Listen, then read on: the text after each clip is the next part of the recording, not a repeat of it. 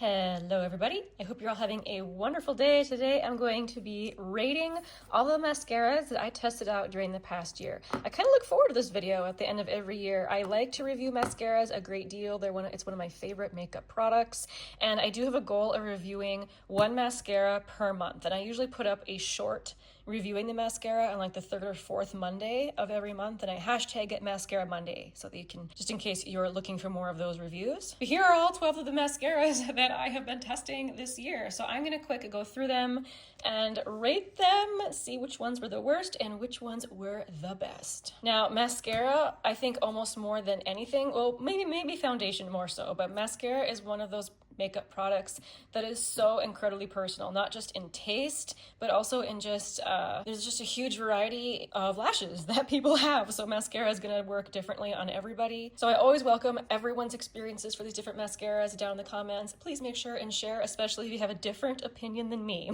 about these mascaras. All right, I'm gonna move you to the side and we will get started.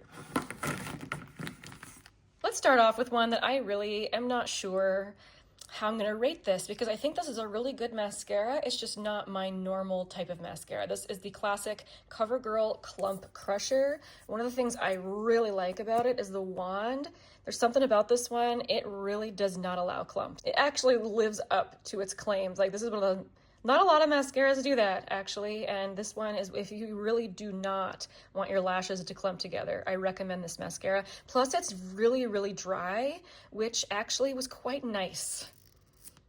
I struggle with wet mascaras. They can become very messy, and since this is so dry, this one rarely got around my eyes, and it wore decently well for me. The only problem with this one is that I do prefer more dramatic mascara. This is for someone who just wants, you know, a little bit of like a lash tint, but at the same time, it allows you to build it up quite a bit. So if I have the time to like really build up this mascara, I can get it to look how I want it to look. So this is one of the mascaras that I think is good. It's just not necessarily my very favorite. It'll probably end up in the middle of the pack, so we'll start with that one. Now we have the classic Loreal Voluminous. This is the original formula. So this is one that creates very pretty, kind of wispy, fluttery lashes. I really, really liked how this looked, but this was the first L'Oreal mascara I tried that smudged on me. Like, this really did not wear well for me, but I really, really liked the effect.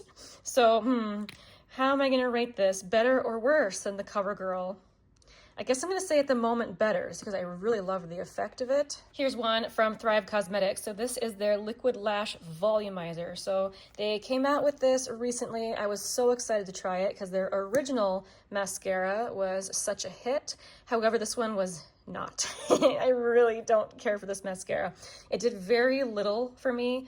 I think Volumizer is not the right name for this. This is just not a good mascara. It didn't do much for me at all. And this is an expensive mascara, so what a bummer. That was not a good one. That was probably one of the biggest letdowns of the year. So that definitely goes behind the Covergirl. Okay, let's talk about the Milk Kush mascara. Oh my goodness gracious, did I love this one? Oh, this like creates the most incredible fluffy separated lash, like more than the voluminous. Like, this creates really, really beautiful fluttery lashes. When I put this on, I felt like I was wearing falsies, like those really pretty, lush, full falsies. Like, they were really, really nice, but it didn't wear super well on me either. Like, this is one that would smear. But holy cow, did I enjoy it while it lasted. I would say I like this one more than the L'Oreal Voluminous. This year, I also tried the original Maybelline Lash Sensational. This one's actually still in my makeup drawer. So this is one that I usually give mascaras about 6 months for full testing, like before I review it in empties. So this is one I am still reviewing, but I've been using it for several months now. At initial opening, I was a little disappointed. It is really, really, really wet. Like, I felt like no matter what I did, that my first blink after putting this on, I got mascara all around my face. But I was hopeful that once it had been open longer, that it would thicken up a little bit, and that actually has happened. This has gotten better the longer that it's open. I still have a couple months left with it, and I'm just expecting it to get better and better. So for me, this is decent, not perfect. I'm honestly not sure which one I like more. I love this dry formula, but I like the effect of this one better. I guess for now, I'm gonna put it here. We'll see if it stays there. I might change my mind. Next up, I have this K-Beauty brand. This is the Clio Kill Lash Mascara. Now, there's several different versions of this. This one is the Superproof Volume Curling. Unfortunately, this was a big letdown for me. And a lot of people disagree with me. I think this was my most disliked short of the year, in which I was describing how much I dislike this mascara. But that is just shows you the difference in what mascara can do for people. So that is what the wand looks like. This is one that I felt like did very, very little for my lashes. And the longer that I used it, I kept imagining it was going to thicken up and get better. It never got better. And it made my lashes lay flat. I do have kind of a natural curl to my lashes, and it didn't curl and it did not give volume. Like, this was like the antithesis of its name for me. And I didn't understand the hype for this. Like, people really like die hard for it, and it did not work for me. Which one do I dislike more between these two? I actually dislike the Thrive more because it didn't wear as well. At least the Kill Lash one was incredibly difficult to remove. That's something for it. If you need something that's hard to remove that will stay on your lashes, the Clio one really did. But I did not like it, sadly. Okay, here is one that, holy smokes, this is almost perfect. The Macstack Mascara has kind of a funky looking wand. Like, it's just kind of different. This created gorgeous volumized lashes. Like, this is one of my favorite mascaras of the year. It just smudged so badly on me. Like, no matter what I did, I tried wearing it without creamy concealer under my eyes. I tried powdering under my eyes. Like, this, no matter how long it was open, smudged. So that was so sad, because this created gorgeous lashes. But I was very sad when the 6 months were up with this one, because I continued to wear it despite the smudging, because I loved it so much. But let me see, between the Kush and the Macstack, which one was better? Oh my goodness, they were both really good. For now, I'm gonna put it ahead of it. Just know, however, that I'm really not sure about that. They're kind of equal in my eyes. They were both fantastic this year. Now let's talk about two for me that I kind of have a difficult, oh, I just kicked my table. I kind of have a difficult time parsing differences between these two. So we have the Maybelline Firework and the Loreal Panorama. These are both newer mascaras, and they were both very similar for how they worked for me. So first I'll show you the Maybelline wand, the Firework wand. So again, I struggled with this one because it was so wet. Sorry, you heard the door opening. It was my dog. She likes to shut herself in the bathroom. I don't know why. She just walked in there and closed the door.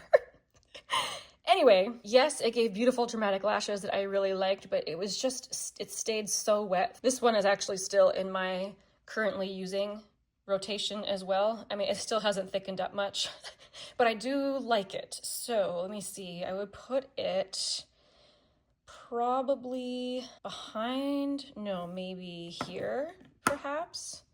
And then I had kind of the same similar issues with the L'Oreal Panorama. Really nice volumized lashes, which is my preference, but it didn't wear perfectly for me. So I never really did fall in love with this one. I really don't know which of these two I like more. Just know that to me, they're kind of equal. I changed my mind about this one. I think I like this one a little bit more than the L'Oreal Voluminous because the Lash Sensational wears better for me. All right. Making that choice. Okay, here's another one that is currently still in my mascara rotation. So this is the L'Oreal Voluminous Superstar. On this side, there is a primer. So the wand looks like this. And then they want you to work pretty quickly to not allow the primer to dry fully before you apply the mascara. So I like this one.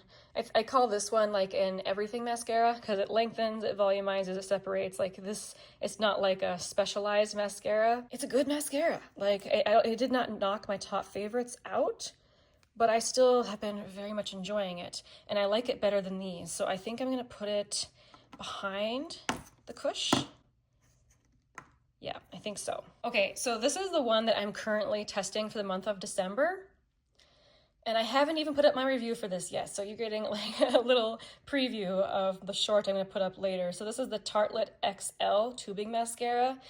Holy smokes, is this fantastic. So many times a tubing mascara, I feel like the first month or two that it's open, it doesn't do a whole lot, and then once it dries out, it will thicken and look a lot better on lashes. This is one where right from the get-go looks amazing. It makes your lashes look really nice and long and separated and dramatic. I love this. This went straight to the top. So in terms of how my lashes look, I think, prefer the look of the MAC and the Milk Kush mascara, but this wears so beautifully and I still really like the look of it. For wearability, how it does not smudge because of its tubing formula, it went right to the top for me. This is fantastic. I like it more than the one from e.l.f. I like it more than the one from Thrive. In comparing this one to the one from Thrive, the one from Thrive actually builds up too quickly and I will often get really bad clumping.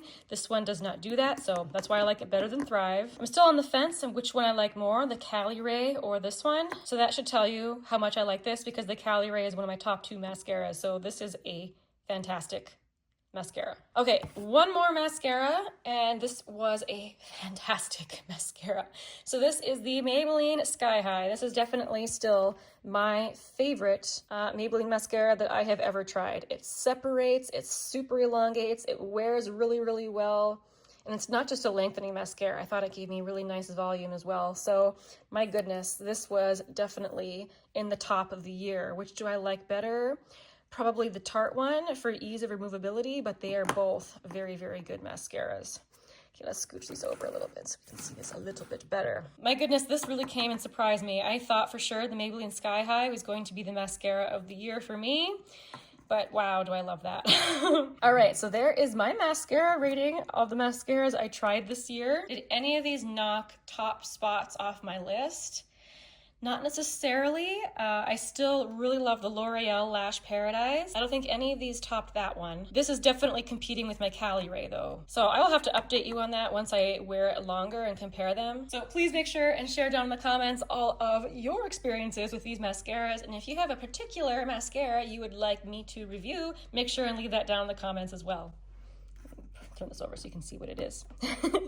All right, thank you guys so much for watching. I'll see you again very soon in the next one. Oops, I was just about to clean up and go get ready to start editing, but I realized I forgot to tell you what tea I'm drinking. So the tea I'm drinking is the Yunnan Golden Jasmine from Verdant Tea. This is such a pretty tea. The tea is tea buds rather than tea leaves, and so they're super downy, and it creates a really beautiful kind of velvety texture in the tea. And the combination of having the jasmine in there just makes it a really delicate, but at the same time not delicate because it's got black tea in it. Wonderful experience of a tea. Anyway, this tea was so good I'm like, I can't skip tea of the day. It was delightful. All right, now I'll see you in the next video. Okay, bye.